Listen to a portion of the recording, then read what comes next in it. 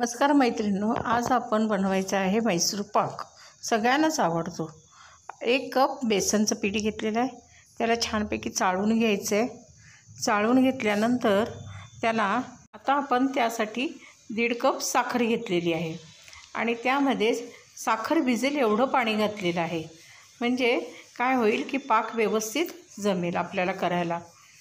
त्यानंतर आपण काय करायचं आहे, जे पीठ आपण घेतलेलं आहे चाळून, त्या पिठामध्ये तेल घालून किंवा तूप घालून आपण ते पीठ चांगलं भिजवून घ्यायचं आहे.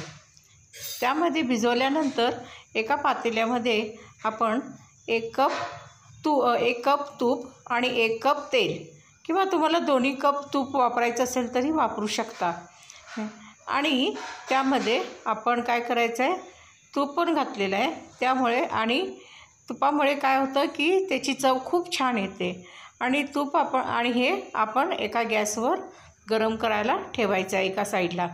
तोपर्यंत आपण काय करायचं आहे, टीन तयार करायला घ्यायचं आहे आणि त्या एका टीनला थोडंसं तेल लावून किंवा तूप लावून त्याला चांगलं ग्रीस करून घ्यायचं आहे, जेणेकरून जो आपण मैसूर पाक करतो आहे तो चिकटणार नाही त्याला.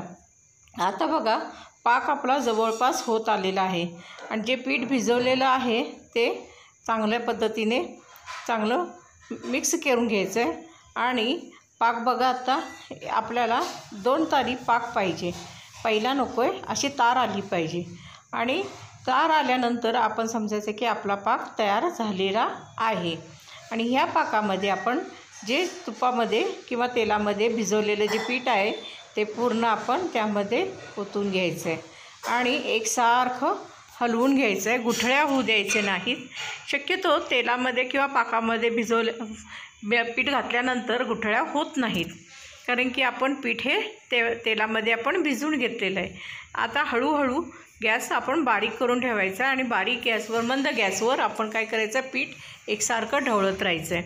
बघा, कडेला बबल्स यायला लागलेले आहेत. या म्हणजेच काय की तेल किंवा तूप जे वापरलेलं आहे त्याने आपली जागा सोडलेली आहे, बाजूला कडेला यायला लागलेलं आहे.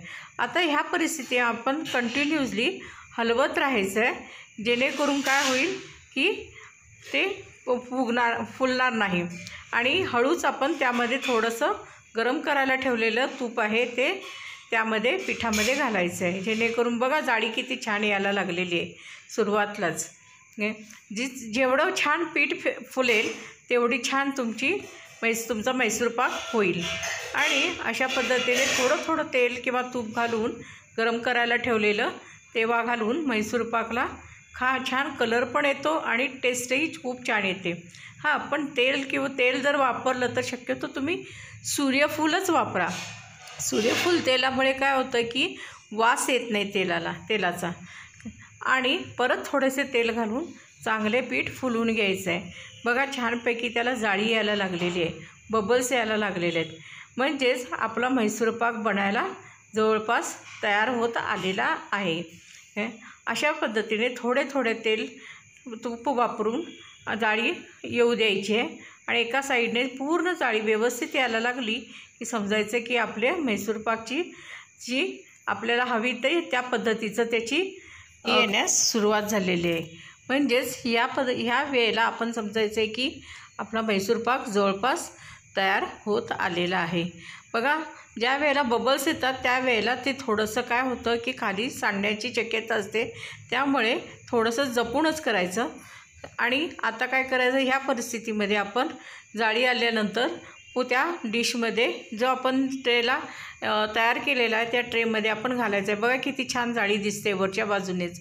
आणि अशा पद्धतीने डिशमध्ये घातल्यानंतर आपण त्याला काय करायचं आहे, काहीही दाब द्यायचा नाही आहे. नंतर थोडंसं गरम असतानाच हळू त्याला बारीक लाईन मारून घ्यायचे आहेत, जेणेकरून काय होईल की घट्ट झाल्यानंतर वड्या व्यवस्थित कापता येतील. बघा, आपला मैसूर पाक झालेला आहे, किती छान पद्धतीने तयार झालेला आहे बघा. आणि त्याचा आतमध्ये कलर आणि त्याचं स्ट्रक्चर पण बघा किती छान आलेलं आहे. अशा पद्धतीने मैसूर पाक तुम्ही करून बघा आणि आनंद घ्या, खात राहा, आनंदात राहा. थँक्यू.